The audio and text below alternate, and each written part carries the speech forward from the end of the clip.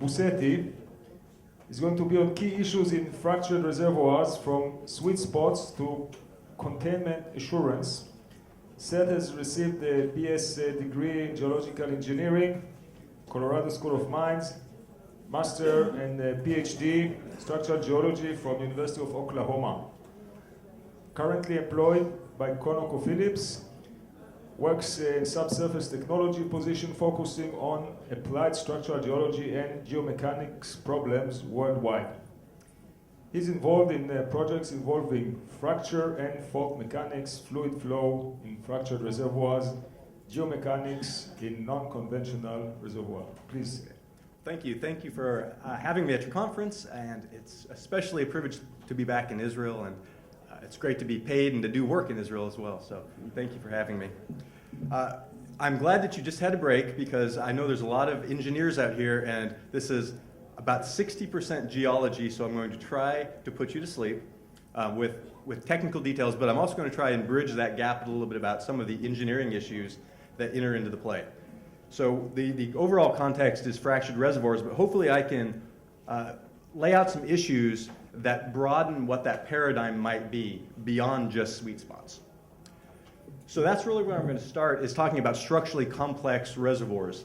What is a structurally complex reservoir? I'll give some overview examples of some things that are not just what is the sweet spot, but we'll also talk about sweet spots. And then I'll give some analog challenges. I'll give some examples of things in ConocoPhillips.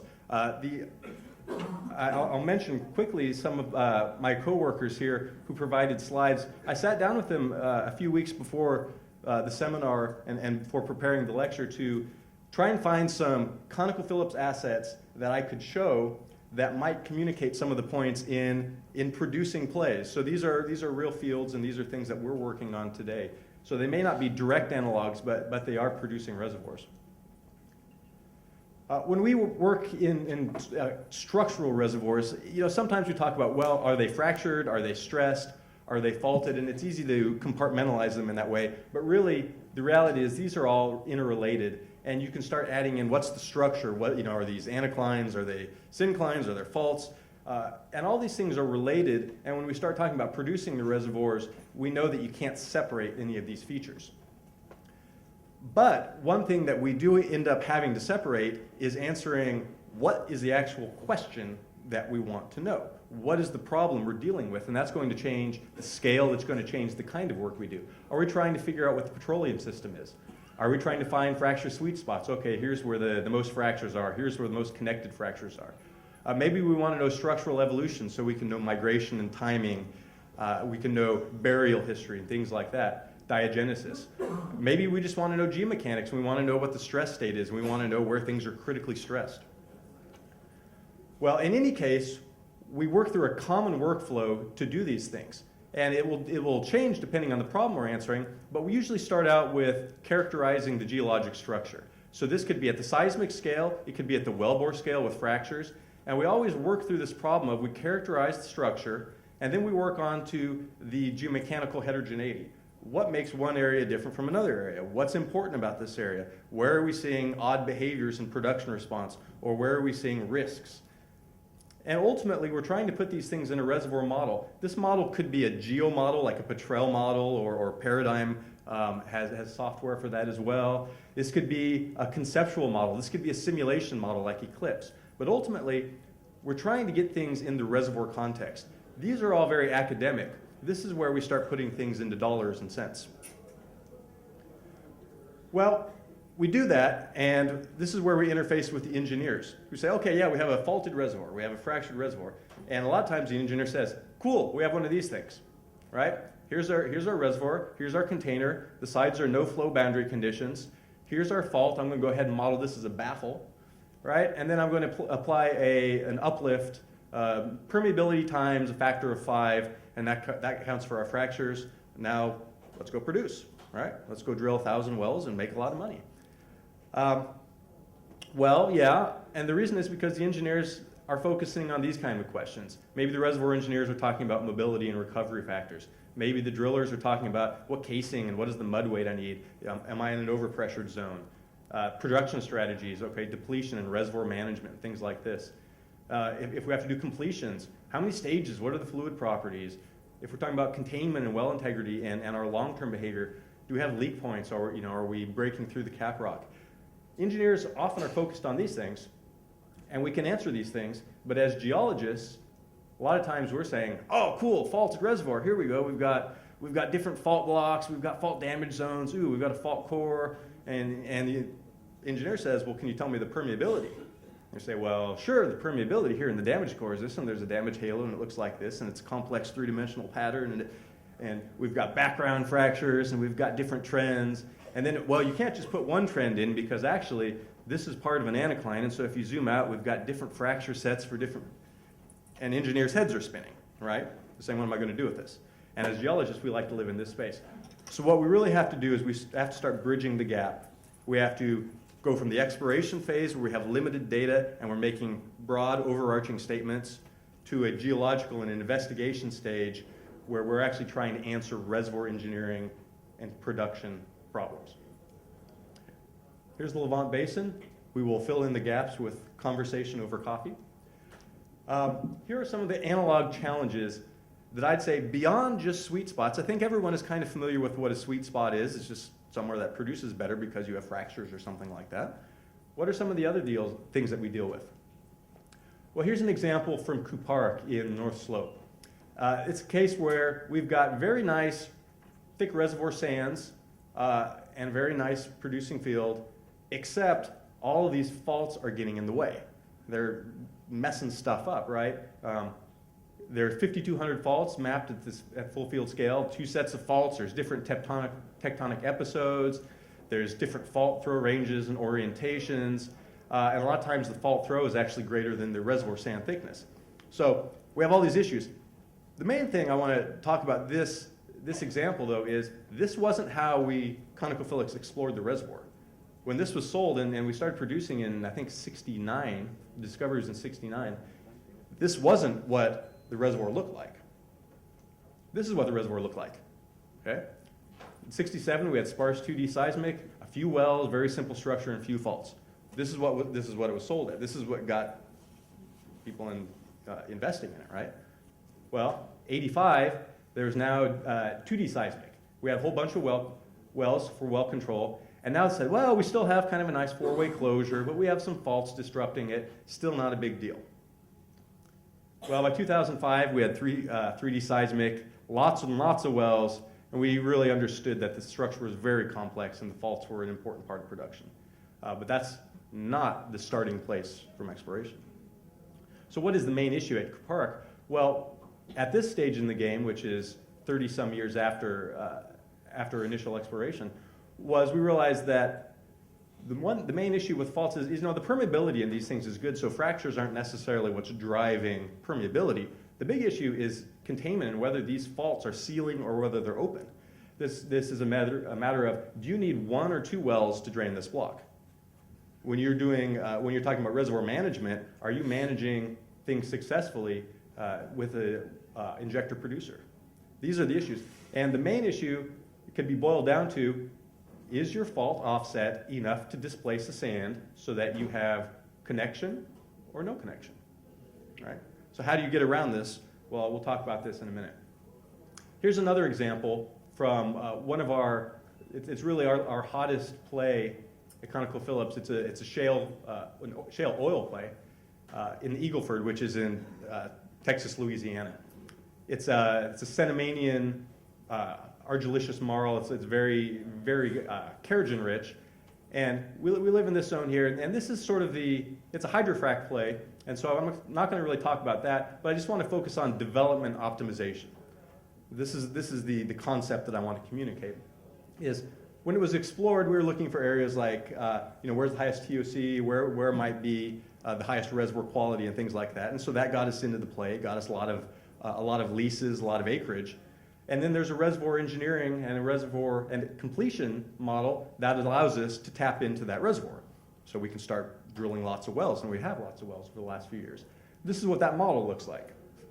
Non-reservoir, reservoir, non-reservoir. Drill a horizontal, homogeneous, isotropic, elastic, make lots of money. Here's the problem. We can start making a lot of money this way, but we're not optimized this way. We're not making enough. We're not getting a high enough return. And the reason is because it doesn't produce like this. The engineering concept model is fine for getting us in the door, but it's not maximizing production. And the reason is because that's not what the rocks look like. This is what the rocks look like. We have concretions, we have soft sediment deformation, we have folds, we have faults and weird layer things, we have fractures, we have offsets, mechanical stratigraphy. These are outcrops from Eagle Ford in Texas. So what are we trying to do in this play? Well, we're at the position now where we're trying to build on the initial engineering model that was consistent with our exploration model, but which said that the reservoir looked like this. And ultimately, we're trying to move it in a direction where this is what we are developing, is something more realistic that matches what the actual geology looks like. And so we're building in things like, okay, maybe we need more realistic layer stratigraphies, more realistic mechanical properties for hydraulic fracture simulation, for depletion, for well spacing, for whether we drill high or whether we drill low, things like that. Where do we put perforations? Where are all these wells located? So we're ultimately trying to go from a concept model into a geological concept model that has improved heterogeneity that helps us optimize the field. So what are some things that we can do, and things that we do at ConocoPhillips, but what are some other things that as an industry and as an academic society we can do to meet the technical demands? Well, one of the things that we focus on heavily is improving our 3D subsurface interpretation. Here's an example of a course that we teach, and Bob Krantz is the lead on, and I've been privileged to go out to Hat Creek and help him teach for a couple of these courses. Is we go out to the field, and ultimately we're trying to get interpreters to the point where they can interpret geologic structures such as at Hadrian in the North Sea, where you have lots of complex faults. And there's a whole bunch of conceptual and ideological and spatial cognitive behaviors that have to be addressed in doing this. But ultimately, the way we get to this is we go out into the field, we look at faults, and this is basalt, so it's not even a direct analog, but we map them and we draw them, and we understand scale, and we take engineers out to do the same thing, right? Engineers and geophysicists and operations geologists. And then we go into the laboratory, the computer lab, and we look at synthetic models and we map them, and we map fault throws, and we look at the scales, and we look at the offsets, and we look at these things. And the idea is we're trying to connect this with this. And we also do clay models and sand models and analog models like that to understand the scale. What does a fault look like in seismic? What does that really look like in real life? Here's another example of containment analysis. This is a rigorous approach for understanding whether or not faults and top seals leak. Do you have a leaky fault? Is it a baffle or is it not? Can you get enough of a hydrocarbon column out of your trap? Well, one of the things we have, Pete Domfro developed this for us internally, is it's about a 200 and some page workflow that you can short circuit and do the short version, or you can do the long version, but it basically gives our interpreters a way to go from the very beginning of structural definition all the way through to say whether we have top seal reconciliation, whether we have vertical leak risk, whether we have baffles, whether this is leaky or not. So it's a process to go from beginning to end, and the idea is that we have a plan. We know what we're looking for, and we know what the issues may be, and we have a plan. Does that mean we do it all the time? No, but it means we have a plan to do it. The third one, which is probably my favorite, is I'll call it geomechanics on the rocks. This is where we take managers, engineers, geophysicists, geologists, and we go out and we talk about reservoir development issues on the outcrops. Here's the Eagle Ford Formation. We talk about what does it look like if you hydrofrac through this. We talk about what does a seismic signal look like through this. What's the scale? If you have a geomodel and you have a cellular model, what do you do to the properties in a grid cell that's this size? Do the same thing. This is out in Wyoming. Talk about fractured reservoirs. Talk about what would it take on a fractured reservoir like this to drain a reservoir scale chunk of land. Okay? Volumetrically, what are these fractures going to do? Are they going to create permeability differences? So we go out and we talk about spacing, and here are some people out here that are measuring orientations and spacing. We talk about permeability anisotropy and things like that. Here's an example in Montana where we go out, and these are laramide structures. And what we're looking at is is fracture densities, and we're looking at reservoir scale structures. Where would you put one well? How many wells would it take to drain this structure? Here's an example of faults. We go out in Moab, and this is one of my interns from Texas A&M, a Fred Chester student, who's taking Schmidt hammer measurements of fault zone. He's looking at difference in strength contrast along the fault zone. Find out what does a baffle mean? When we call something a baffle, what does that mean? What's the strength contrast of a baffle? Is it an opening fault, a closing fault? Is it dilatant? Is it permeable? Is it not? So we go do measurements. Ultimately, you're trying to get to the concept that at every scale there's fractures. This is just the same. This is in Cedar Mountain, Utah. This is the fault scale. These are regional faults attributed to the San Rafael Swell. But these are flow unit fractures that are attributed to these faults. And these are fracture spacing fractures that would be, permeability multipliers that are attributed to these flow units, which are attributed to these faults. And these are matrix uplift fractures that are attributed to these fractures, which are attributed to these fractures, which are attributed to these faults. All right. So is that fast enough? We do the same thing for rock mechanics. I'm going to skip through some of these, and numerical simulations. But ultimately, we're trying to get to the idea where we have a data-driven analysis approach that is capable of addressing mechanisms and trends. We want to know what are the structural mechanisms that cause the permeability to work, or the drainage to work, or the drainage volume to work. And also the production trends. These are things that we would do with analytics and statistics, because these are going to drive a lot of business decisions. So finally, I want to leave us with a couple ideas about what is the structurally smart reservoir model. So we're building this geologic model. It's a concept model, and now we're going to build off of that, and we're going to work it. So what does it mean for it to be smart? And then what does it look like when it's integrated into the reservoir model? I like this slide. This is from Peter Hennings when he was the distinguished lecturer for AAPG in 0102. And don't worry about the words. I like the way he describes this, which is says, well, here's how we do it. You take all this stuff, and then you do a bunch of stuff over here, and then magic happens, boom, and you have a calibrated 3D model, right? So that's kind of what it looks like. But you know that every step of the way there's details. What are the kind of things that might form, let's say, in this case, a sweet spot model? Maybe a sweet spot model is fracture intensity. So what is driving fracture intensity? Maybe it's fracture connectivity. Maybe it's not the intensity that matters, it's whether they're connected, or it's whether they're open fractures. Maybe we're dealing with reservoir compartments. These are areas that are compartmentalized or not. Maybe it's related to fault zone width, so maybe that's what a sweet spot is. Maybe a sweet spot has something to do with whether fault seal capacity is actually building a nice reservoir barrier or not. Here's a specific example from the Clare Field west of the Shetland Islands. It's a rifted margin structure. You can see some of the regional geology here, and this is a cross-section from the seismic. This is one of those areas where reservoir management is an issue. So these are nice sands. But the data says that you actually, in order to get well performance matched with simulation models, you need elevated KH, which is your permeability thickness relationship, and you also need vertical enhancement permeability. So the data suggests that you can't get this through the matrix, you can't get this through flow units. You've got to have fracture contribution. So what is one approach that you could go through to do this? This is an example that Bob Krantz worked, and this was published as an AAPG talk. But we do this for a lot of fields. We do this in our unconventional fields. We follow this workflow 9 times out of 10 when we're doing an integrated project. We do something like this. Usually it starts out with mapping the most important features at the scale that's relevant. If it's shale gas play, it might be fractures from image logs and things like that.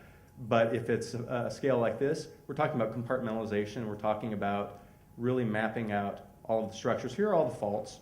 Mapped them out in 3D. One of the important things that comes out of this is what we call an airtight structural framework model. That means all the faults are where they're supposed to be. The hanging walls and foot walls, cutoffs are where they're supposed to be. The fault throws are where they're supposed to be. You need good seismic to do this. One thing you can do, though, is you start putting into that a fracture model. So here's a fracture model that came. Here's from wellbore fractures. Here's from some simulations from some forward models. And you mix this with some stress, and kabloom, here's the explosion, and now magic happens. You have a calibrated 3D model.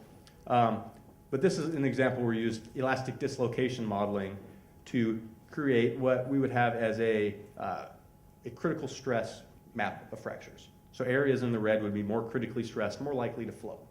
And you can calibrate this with well tests. You can calibrate this with production logging tools, things like that. And that's really where the money is if you can calibrate it. Otherwise, it's just kind of fanciful.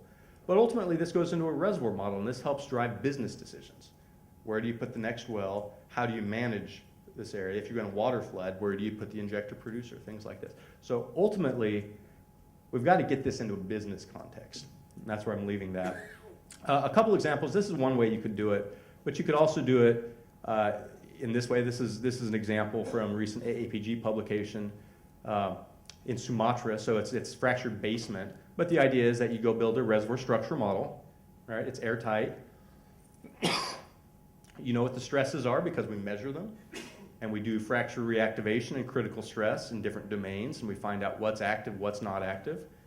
And ultimately, the answer to this question is like it is in a lot of reservoirs, is if you look at your different wells and you find what the well performance is and you want to know what the correlation is, in a fractured reservoir, it might be not just that you have a whole bunch of fractures, or it might not be that you have just a long fracture or a long well length, but you have to have the right kind of fractures that are in the right orientation, in the right stress field, in the right structural domain. Okay, so you got to do all the work. But sometimes it works out nicely, like in Suban. Here's an example, a statistical example. So you can do forward models, kinematic models for curvature and strain and things like that. And you can go through a bunch of statistics to get to similar reservoir models that you could use to make business decisions. Here's an example that I worked up in Australia for coal bed methane, one of our liquid natural gas plays.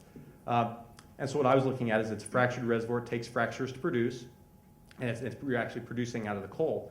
But the idea is that if we have fracture orientation, and we know this from image logs, we want to know what is the permeability from those. So here's a mechanical model for aperture and for permeability as a function of the state of stress and as a function of material properties.